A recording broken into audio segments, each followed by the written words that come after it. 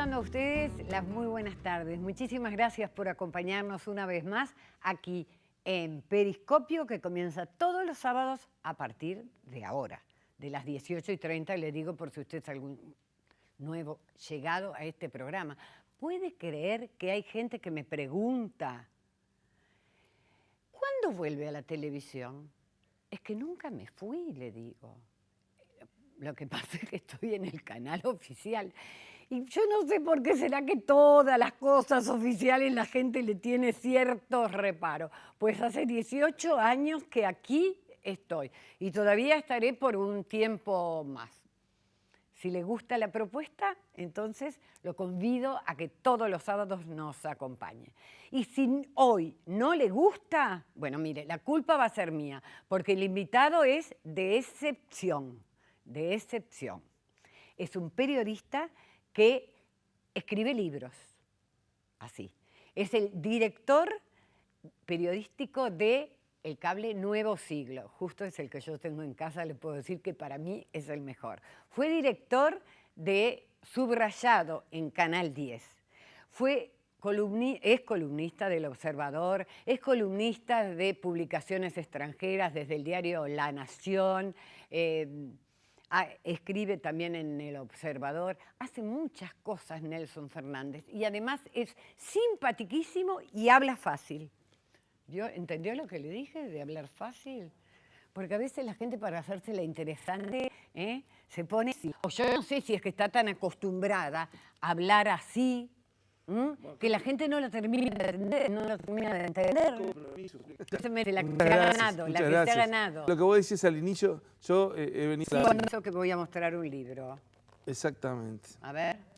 Ahí estamos viendo un trabajo que hicimos con mucho tiempo, pero con mucho placer, sobre la historia de la política uruguaya, de la cual uno como uruguayo está orgulloso, ¿no? Tanto como cuando viniste por primera vez para hablar de este libro, ¿no? La democracia única. Que Hugo Machín estaba en Colombia. Cuando presentaron el segundo tomo, ya estaba Hugo Machín acá y vino él. En ambas oportunidades la gente llamó por teléfono para preguntar en dónde los ubicaban y si eran historiadores. Bueno, nosotros aclaramos que hicimos un libro de historia, pero con un enfoque periodístico, claro, sin pretender ponernos en el lugar de un historiador. Y además creo que eso se vincula con lo que decías vos, de tratar de hablar fácil. Yo he visto, ¿viste? Y creo que es un pecado de mucha gente, que siente hasta la obligación de hablar en difícil. Primero pensando que eso le da jerarquía, pensando que eso le da cierto nivel, o que muestra que hay un nivel académico atrás. Y yo digo, está muy bueno que haya un nivel académico, está muy bien que las cosas se hagan con mucho rigor, pero cuando se traduce en el público, la exigencia no es hablar en difícil, no es usar jerga. No, ¿viste? para nada. Es decir las cosas que la gente entienda. Y eso la gente... Como que si estuvieras en el living de tu casa. Sí. Y eso es lo que la gente te agradece. Yo creo que hoy, viste, la información... y para informarte, vos no precisás llegar a tu casa y poner el noticiero a las 7, porque te fuiste informando a lo largo del día. Cambió la forma del vínculo de la persona con la información, en su teléfono, en su oficina. Cuando llega, pretende otra cosa. Pretende una profundidad, pretende entretenerse, y no está mal, no tenemos que tener miedo a que se vea, y a que le expliques cosas. Y el esfuerzo nunca es suficiente para explicar a la gente, porque uno termina pensando que lo explicó bien y capaz que no lo explicó bien. Entonces, ese creo que es una de las cosas a la que uno tiene que apuntar y la gente lo agradece, ¿viste? Cuando lo agradece uno dice, bueno, es como aquello, tarea cumplida, ¿no? Suena la campana. Porque, yo te sigo bastante en El Nuevo Siglo, es un canal de cable que me encanta, porque bueno, da mucho periodismo ahí, sí. Mucho periodismo, y es sin duda lo que a mí más me gusta. Y una de las cosas que me llama la atención es la franqueza que lográs con el invitado, que no es hablarle por el nombre de pila, que no es tutearlo, es respetarlo, y la nota sale clarita. Sí, yo creo que ahí también, viste, uno se va acostumbrando a situaciones distintas. A uno de repente le parece o sea, creo que hay cosas que las tenés que revisar siempre, porque los tiempos van cambiando y uno trata de adaptarse. Lo que no se puede perder es la esencia. ¿Viste? el periodismo es periodismo. Bueno, hay cosas que uno antes no le gustaba hacer, ¿no? Por ejemplo, yo qué sé, publicidad tradicional. ¿Viste? Yo no acepto vender notas. No, las notas no se venden. Acá no paga nadie para ser invitado, ¿no? Pero es posible que uno esté y acá estés tomando café y eso sea publicidad de café. Porque la publicidad empieza a vincularse dentro de los contenidos. Pero eso tiene que ser hecho con honestidad. No es que yo te voy a traer un fulano de tal y te lo voy a presentar como un especialista porque es una nota paga. Pero sí tengo que aceptar que la publicidad esté vinculada al contenido, pero con honestidad hacia el público. El tema del entretenimiento. Y hay que hacer la misma forma que tenemos que hacer un esfuerzo porque la gente entienda, vamos a tener que hacer un esfuerzo para que lo nuestro sea cada vez más entretenido, porque la gente compara, vincula, cada vez tiene una oferta más diversa. Y no hay que tenerle miedo a eso, a hacerlo más entretenido. Coloquial. Lo cual no quiere decir que hacerlo entretenido sea perder rigor, decir las cosas, a mí me parece que... No, todo tiene que tener un fundamento. La esencia no hay que perderla. Pero evidentemente hay que adaptarse. Y para todos no es lo mismo, para un joven que nace con esta nueva realidad, que para los que venimos de otra cosa. Desde el año 81 sos periodista. Sí, en realidad... Mirá qué debut. Bueno, mirá, en el 81... Debe haber empezado antes, ¿no? Yo, mirá, en realidad lo que recordaba el otro día y encontraba en el año 80 alguna publicación clandestina por el tema del plebiscito del 80. Y el otro día estaba hablando con algunos dirigentes políticos y recuerdo que llevé eso que habíamos hecho con algunos grupos a la redacción de un semanario que se llamaba Opinar, que fue muy famoso. Sí, del doctor Tarigo. Que lo dirigía Tarigo. Y lo llevamos como para... Yo pretendía, ¿viste? Estaba buscando trabajo, pero comencé en el año 81 después del Mundialito.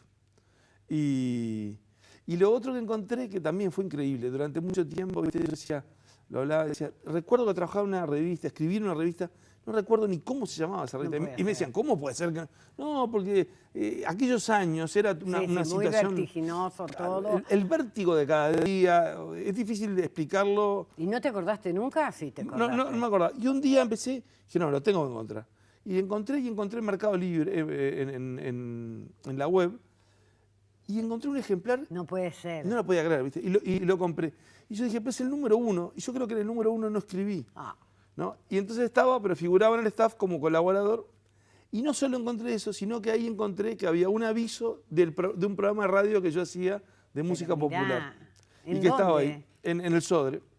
En la radio Sodre. Qué bien. Estoy hablando del año 81. No figuraba en la grilla oficial, porque yo le subarrendaba a un programa de deporte y pasaba música que en otras radios no pasaban. Porque los controles de la dictadura eran muy estrictos, pero adentro del Sodre era como que si aquí iba a pasar. Entonces teníamos un programa y donde poníamos, yo qué sé, Grupo Vocal Universo, Rumbo, varios pareceres, Marina García Vigil. Lo encontré viendo ahí, vos sabés que era como que no lo tenía presente, ¿no? Pero bueno, siempre lo que me gustó fue el periodismo de política, de economía, pero comencé trabajando en deporte porque era lo que... como empieza mucha gente. Ahora ha cambiado porque ahora la gente sale... Como Mónica Botero. Bueno, Mónica... Pobre Mónica, que la mandaron a... Que era muy difícil ser mujer y periodista, ¿no? Pero vos sabés que yo veía... Yo siempre fui y soy muy partidario del tema de la formación universitaria. ¿No? Y la tuviste, por cierto, en los Estados Unidos. Bueno, sí, y después en Colombia. Y estuve en Colombia, en Nueva York y en Miami. Pero lo que yo te decía era que creo que había que combinar lo que era la formación universitaria con los maestros. Yo llegué a tener y ver esos maestros de redacciones, ¿viste? Y el otro día, vos sabés que recordaba a raíz de un episodio a uno que era un maestro de periodismo deportivo, Carlos Losauro, que murió, que yo lo conocí en La Nación, que eran esos tipos, viste, gordos, presentes, con la voz ronca, que transmitía. Entonces, hay un periodista que es un amigo, Francisco Olivera, que tuvo un gran crecimiento en La Nación. Ahora no solo es columnista los sábados, trabaja en economía, sino que es el conductor. La Nación tiene un canal de televisión y es el conductor del noticiero de Última Hora. Yo también trabajo para el canal de televisión de La Nación. Entonces, le recordaba a uno y dice, mirá qué maravilla, por haberse tomado un tren equivocado. Y yo lo llamé y digo, ¿qué es esto del ferrocarril? Y en realidad era aquel periodista que cubría partidos de clubes chicos. Un día en retiro se va para la casa de Bella Vista y escucha que hay un ferrocarril que sale que era exclusivo de la hinchada de Boca Juniors. Y dijo, me subo y me bajo. Lo reventaron a trompa. ¡Ay, no! Pero le pegaron tanto, quedó hecho bolsa. Bueno, y se levantaba y le seguían pegando. Bueno, al otro día va al diario y empieza a contar todo. Y Losauro, con esas cosas que tenía, ¿viste? Le dice, pibe, no cuentes más eso. Eso es Escribilo. una crónica. Escribilo. El periodista se lo cuenta al público, no lo cuenta acá. Este chico hace la nota. La Y a nota está partir de impecable. eso- Es una nota del 99. Se puede encontrar en la web, yo la busqué. Y está tan impecable escrita que los jefes dijeron, esta nota va en tapa. Y otro de los jefes dijo, este periodista hay que ponerle el ojo porque hay que Mirá. potenciarlo, ¿no? Entonces decís, esas cosas que se vivían del consejo que te daba, de no te dejes María Loreto, es una combinación que yo creo que hemos perdido un poco, de los maestros de redacciones, ahora potenciado con lo que es la formación universitaria que antes los periodistas no traían. No tenía. Pero Hasta el año 85 no había sí, formación sí, por eso digo, académica. bueno, Yo había tomado unas clases con un periodista, por cierto, bastante conocido, que después fue secretario de prensa de la primera parte de la dictadura, que trabajaba en Canal 12. Tuana sería, no, Claro, claro. Leonel Tuana. Leonel Tuana, que tenía Leonel una Tuana. escuela de Sí, periodismo. tenía una escuela. Y bueno, y fui a dar ahí, y ¿qué me toca? La gente que iba y que quería hacer periodismo no tenía noción de cómo se habían creado los partidos fundacionales. Bueno. Menos la izquierda. Si teníamos el libro... Pero de vos viste, si historia hubiéramos tenido el libro de la democracia única, sabíamos todo. Pero bueno, realidad, esta es la sí. facilidad Sí. que tienen los estudiantes Sí, ahora. pero Julia, si hicimos el libro es porque entendimos que todavía ahora hay carencias Y sí, en claro. mucha juventud y periodismo joven de entender y conocer la historia de la política uruguaya, la realidad de los partidos, que es una historia riquísima, ¿viste? Yo veo que mucha gente a veces se enoja, y me parece bien que se enoje con actitudes políticas que están reñidas con la ética. Sí, ¿Viste? En eso hay que ser intransigente, sin duda. ¿no? Lo cual no quiere decir, lo cual no puede llevar a desconocer que la historia de la política uruguaya ha sido una historia de hombres y mujeres que entregaron su vida, su vida familiar, que pudieron hacer riqueza en otro lado, pero que dedicaron un servicio al país, de todos los partidos políticos. De todo. Lo otro son excepciones. Una cosa es cuando hay Sí. casos de corrupción a lo que es un estado de corrupción. O Exacto. sea, casos puntuales es una cosa. Lo otro es cuando es generalizado no, Uruguay no lo es. Lo cual no quiere decir que no haya casos. Casos de corrupción o casos de Y que desviación ética. pongamos la vista en eso, porque así se empieza. Sí, y hay que, en Lo esas mismo cosas hay que lo señalarlas ocurre y no dejarlas pasar. con los actos criminales. Mi hermana, que se vino el año pasado de Venezuela, yo te contaba, Sí, después claro. de vivir 40 años, me dijo, así empezó Venezuela en el año 80, los motochorros, esos robos en la calle que tiran a la gente, la cuestión de los bancos. Bueno, hay que cortarlo de entrada. Sí, Hay sí. que cortarlo de entrada. Sí, yo creo que hay cuestiones que son, ¿viste? Que uno dice, no se puede transar, ¿no? No. Y porque mucho de eso termina desgastando y generando una sensación en la gente De una incertidumbre y a entrar a dudar de todo. Sí, ¿no? eso yo creo Y que eso es feo, y Cuando es se malo. generaliza, es feo. Todo. ¿Viste? En Claro, lo que sea. es ¿viste? horrible. Esto es como cuando se hablaba de en determinadas profesiones. No. generaliza.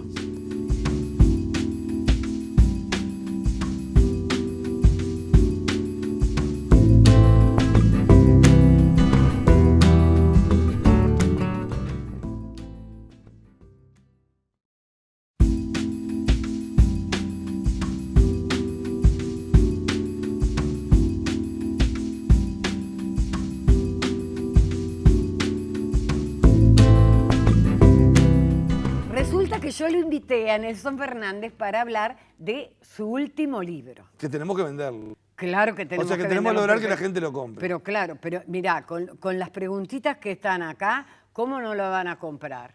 Porque, por ejemplo, el voto, fíjese, el voto del agua tibia. ¿Para acá? Ahí va. El voto del agua tibia. Y estamos viendo esa típica linda La calle de rayuela. Adoquín y una rayuela, ¿no? Y una rayuela. ¿Y por qué el año 1989, yo me supongo, sin haberlo leído, digo yo, aunque Sí. ya lo leí, ¿por qué es un año de inflexión, Bueno, Nelson Fernández? mira, ahí lo que tenemos es una rayuela donde decimos Sí. año 89 y 2019. Y después hay Exacto. otro. Bueno, el 89, en el libro lo que tratamos de explicar, o sea, lo que tratamos de contar y explicar es explicar cómo hemos llegado hasta acá y explicar cómo la política sigue hacia las elecciones del 2019-2020. No con una bola de cristal, ¿no? Porque la gente te dice, ¿y quién va a ganar? No, acá bola de cristal no. Pero lo que sí hay es... Un análisis. Hay análisis, hay tendencias, hay proyecciones, hay explicaciones de quién gana las elecciones. ¿Por qué se llegaron a semejantes situaciones Claro, también? porque por ejemplo, acá esto también es consecuencia del trabajo que hice con Hugo Machín para la historia de la política. Acá después estudié todas las elecciones para ver quién gana, cómo gana y por qué gana. Y qué patrón se repite en cada elección. Porque mucha gente te dice, la gente vota con el bolsillo. No, todo incide. El tema es cuál es el hecho que se reproduce, cuál es la situación que se reproduce en cada elección por una victoria. Lo otro es, estamos en un momento de recambio de liderazgo. ¿Cómo se renuevan los liderazgos? En los partidos tradicionales y en la izquierda. Entonces, lo del año 89 es porque el año 89 es el año que tiene una mayor cantidad de hechos políticos concentrados en un año y que tienen una proyección para explicar lo que tenemos. ¿Qué es lo que tenemos? Lo que tenemos son 3 gobiernos seguidos del Frente Amplio, en los cuales hay 3 figuras centrales que han sido las figuras más populares del país. Tabaré Vázquez, José Mujica y Danilo Astori. Esas 3 figuras, si bien tienen su historia, emergen con fuerza en la política en el 89. ¿Qué pasa en el 89? Se rompe el Frente Amplio, se funda el Movimiento de Participación Popular, el MPP. El MLN entra al Frente Amplio, o sea, Mujica entra al Frente Amplio.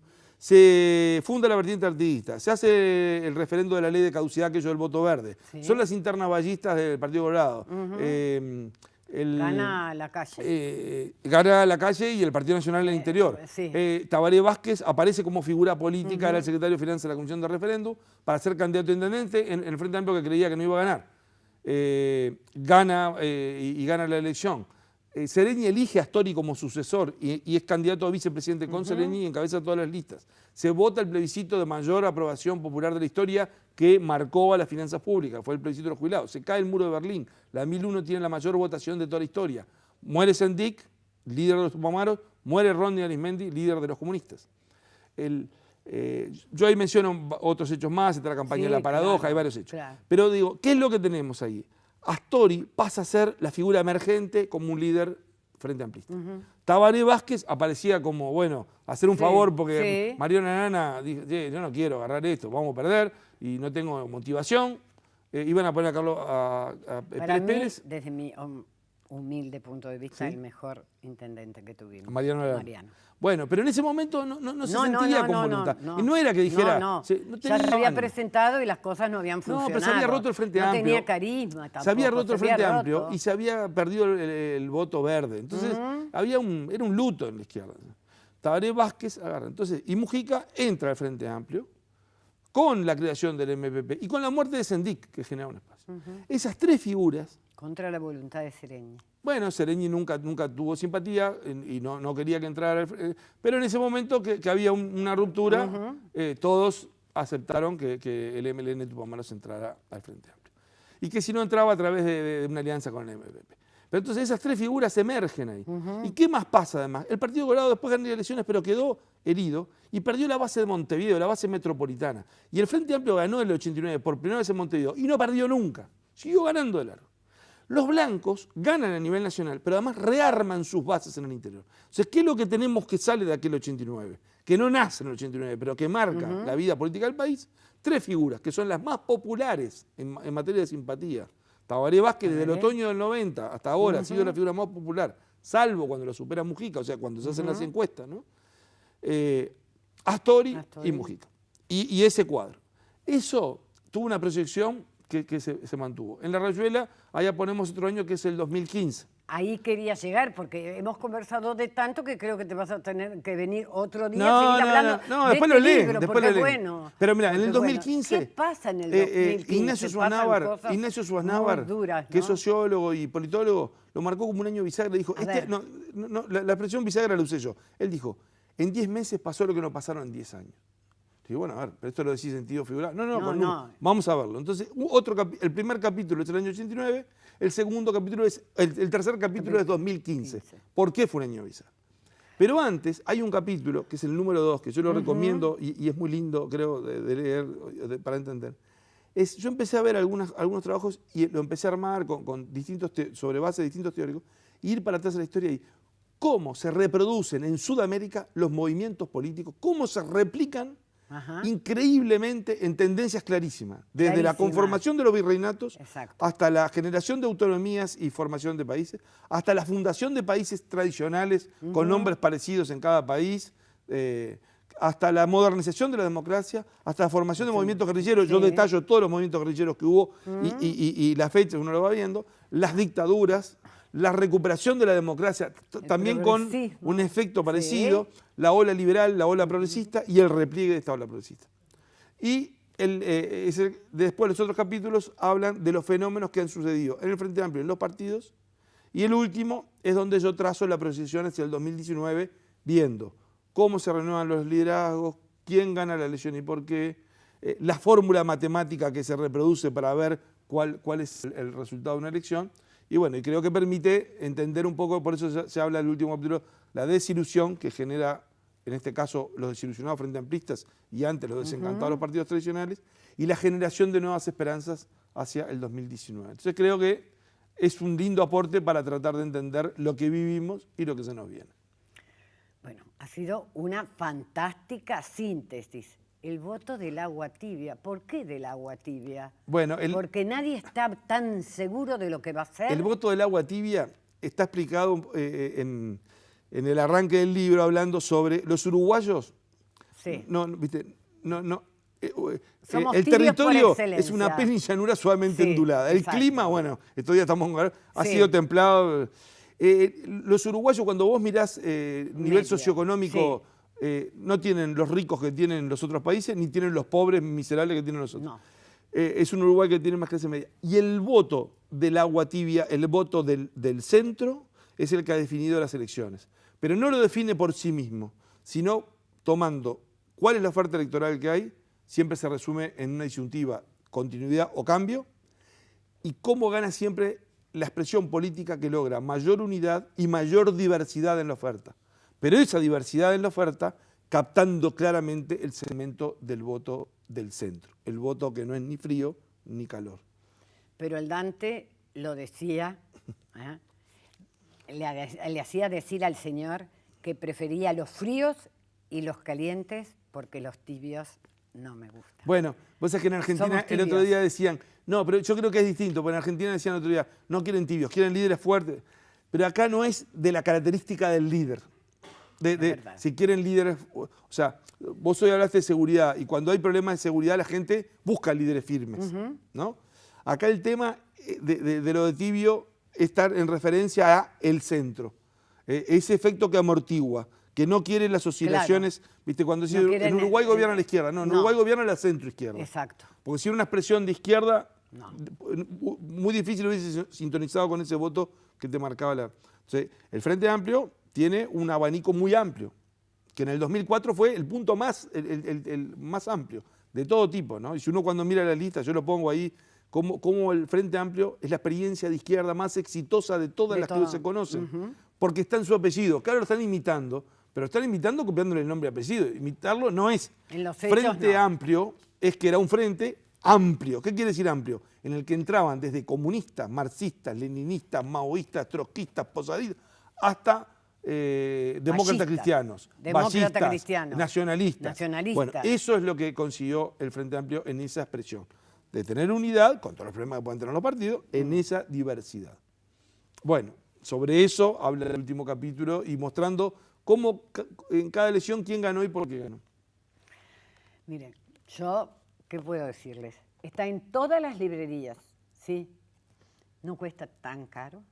Y además usted va a tener después, cuando se dé la conversación, porque siempre se da la conversación en cualquier reunión, ¿qué va a pasar? ¿Qué va a pasar? Usted puede tener muchos elementos a su favor, pero además elementos verdaderos para poder hablar con claridad y con conocimiento, que no es poca cosa. Nelson Fernández es el autor de este libro. Yo se los recomiendo especialmente. Y les recomiendo especialmente que nos sigan viendo en Periscopio. ¿Sabe por qué? Porque estoy segura que ahora, en el mes de marzo, te voy a invitar otra vez. Ah, bueno. Porque ahora hay mucha gente que está de vacaciones. Pero por eso mismo yo quería que vinieras, porque la gente está buscando qué leer. Bueno, y qué saber. A veces mira televisión. Lo quise sacar en diciembre el libro para pensar para un libro que se vendiera ahora en el verano. en el verano. Que es distinto al otro libro de la historia política, que para una lectura de Claro. verano puede ser un poco Más denso, en el ¿no? buen sentido, ¿no? De la Sí, palabra sí, denso, sí, sí. ¿no?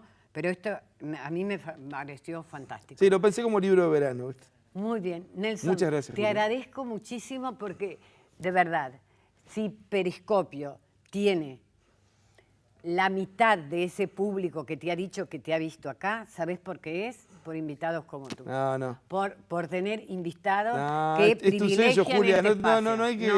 hay que hacer falsa modestia. No. La gente Yo te no sigue soy de porque te falsa sigue. modestia. No, porque sabes que busco invitados especiales. O sea, bueno. ¿Sí? Amigos, en 7 días vuelve Periscopio.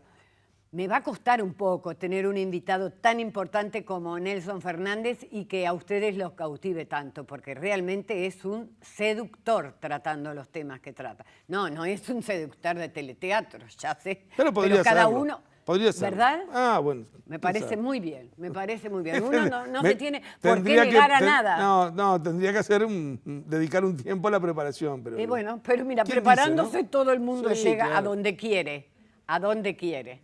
Si no, decime que No. algunos candidatos Hay que prepararse bien. pensaron que iban a llegar a donde llegaron. Ah, bueno. Casi les digo punto final, pero de eso se trata el Periscopio de hoy. Sí.